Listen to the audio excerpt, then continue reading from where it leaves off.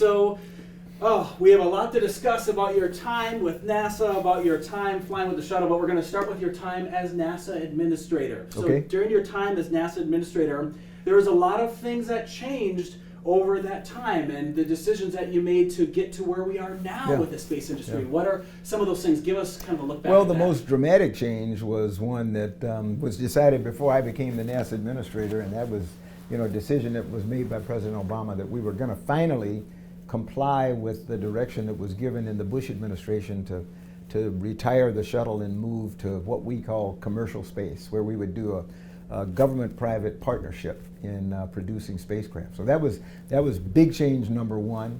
The other thing that surprised me that I wasn't aware was in the offing was we were going to sort of abandon our lunar program, which was the vehicles for it anyway, which was the Constellation program. That was like if you hear about Artemis today. So Yes. and this is reminiscent of the days of Constellation when the Obama administration decided that they were going to cancel the Constellation vehicles but still get to the moon in the time frame that they had originally predicted. So that became a super challenge. So putting the shuttle on the ground, getting rid of the Constellation program and trying to find a replacement, although it's too involved to talk about because there were all kinds of pressures from inside the administration and outside the administration and everything, where ideologues had ideas about NASA getting out of human spaceflight entirely. So those were some of the things that I dealt with when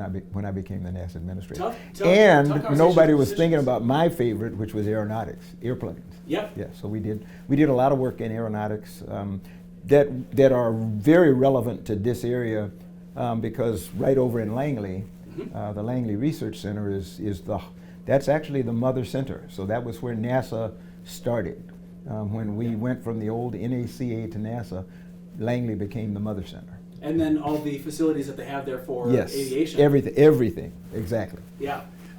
During your time in space, when you're on board, all right, we're going back in time a little bit. Yeah. During your time in space on board the shuttle, what's one of your favorite memories? Boy, that's my favorite memories are not about space, to be quite honest. Okay. I was asked. I was at Norfolk Academy earlier this afternoon, and one of the students asked me what was my favorite flight of my four, and I said I don't have a favorite. They were all different and all incredible, but I have one that I cherish the most because of the experience that I had prior to the flight and then during the flight, but most importantly after, and that was my last mission because I knew it was going to be my last, for one thing. So every evolution was the last time I was going to do that. I'm a very emotional person, and so as I walked away from that particular training session, I kind of went off in private and cried somewhere because I knew I was never going to do that again. Yeah, because it's an incredible opportunity. It was also the first joint Russian-American mission where we flew a Russian cosmonaut as a crew member with us. And so I had gone from not wanting to fly with any damn Russian, as I explained to the NASA administrator, to saying, yeah, I'll be the commander for the first joint Russian-American mission. And I was completely changed from the experience of having, one, met the two guys who were going to train with us and then one be selected to be the prime, Sergei Krikalev, but then going through training with him, learning from him because he was an incredibly experienced cosmonaut. He had only flown once, but he had had more experience in his 10-month flight than I had had in my previous 3 of, just days. And then it was bringing Russian trainers, medical personnel, flight directors, everybody over from Moscow and having them live and work with us in Houston with their families. So they moved from Moscow to Houston, Texas, which was probably quite a cultural change for them for a lot of different reasons. And we were trying to determine whether we could work cooperatively with them in space, in space stations and stuff like that. Turned out to be an incredibly successful flight, and we went on and flew 6 Americans to the Russian space station Mir, and then together we built the International Space Station. Yeah, which is still in orbit today. Yeah, still chugging. Yeah, still chugging along. Yeah. So part of your talk today and tonight is to look ahead to the future of human space A little bit. exploration. What are your thoughts on that? I don't know. I wish I could tell you. Well, I have thoughts, but where we're going for sure, I don't know, and I don't think anybody knows because where this administration is, they're up and down and everything. And I was in a session yesterday on on the U.S. space program and our battle right now, as some people like to put it, with China. The big difference is China is they're on a trajectory that was set 50 years ago. They have a plan, and they fund the plan. We have sort of a plan, and we don't fund the plan. So I wonder, whether we probably won't beat this is not a news flash to anybody around the space program. We probably will not get back to the moon before the Chinese get there the first time, because they have set 2030 as their definitive time to get there, and they'll probably do that because they generally make their schedules.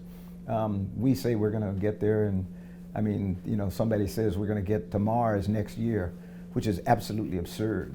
We got to get back to the moon first. Yes. And we'll get there, but it probably won't be before the Chinese get there, and that's really okay, because I believe that kind of exploration is something that should be international, collaborative, and everything. It's going to involve academia, industry, governments, and governments from all over the world. We've grown away from doing things that are NASA only or US only. Almost everything we do, whether it's in science, aeronautics, human space flight, you name it, it's all international. It's international collaboration.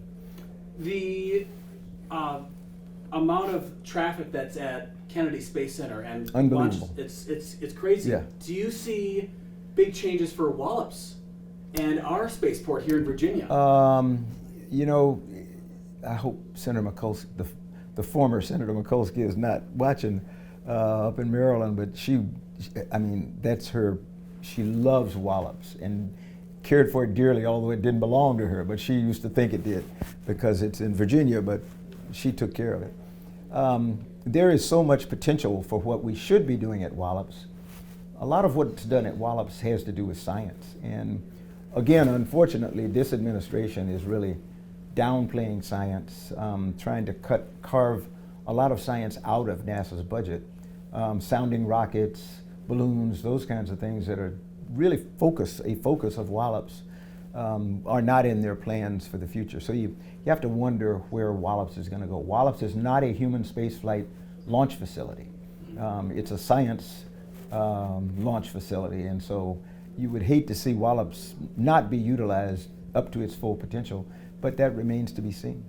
It's a hard time to be doing an interview about the future of NASA when NASA doesn't have an administrator.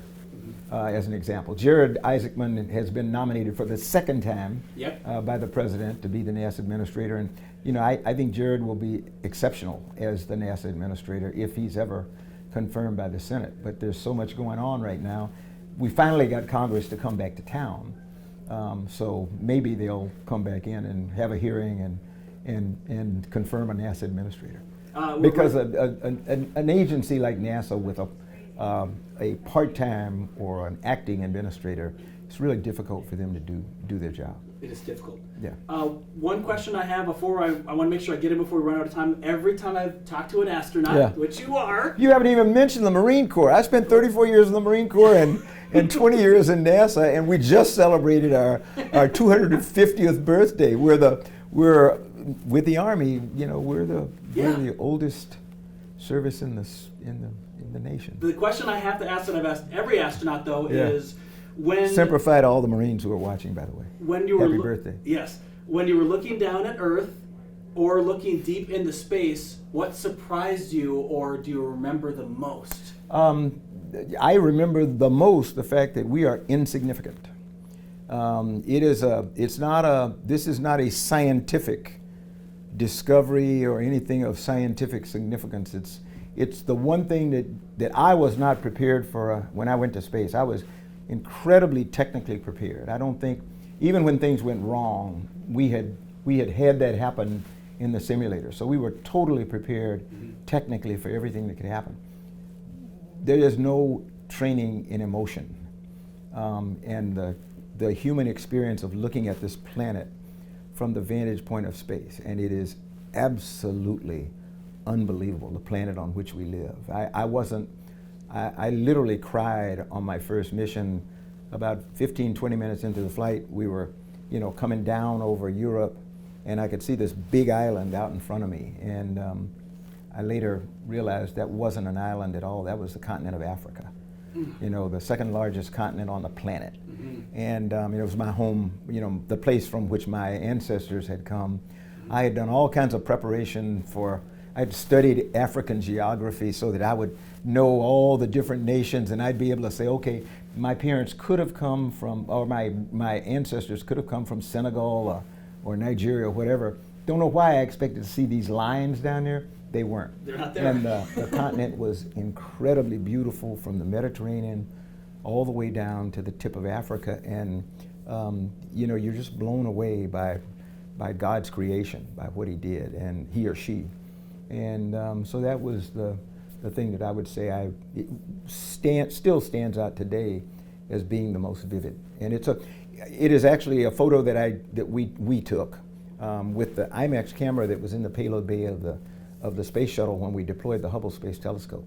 And after we had deployed Hubble, we did a maneuver that was a 360-degree, essentially a backflip with the shuttle with the IMAX camera running, so we could show what it looked like to go from, you know, flying around Earth to looking up at space to upside down flying around Earth to looking right down at Earth.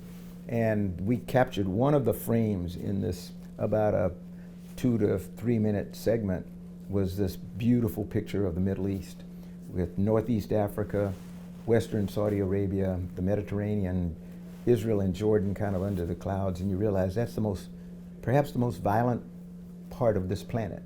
And yet from space it looks so peaceful and serene and beautiful, and it caused me to wonder, why is it that we don't live the way it looks? So that was it remains to this day after 4 flights, the thing that is indelibly imprinted in my brain. That's a great answer. Yeah.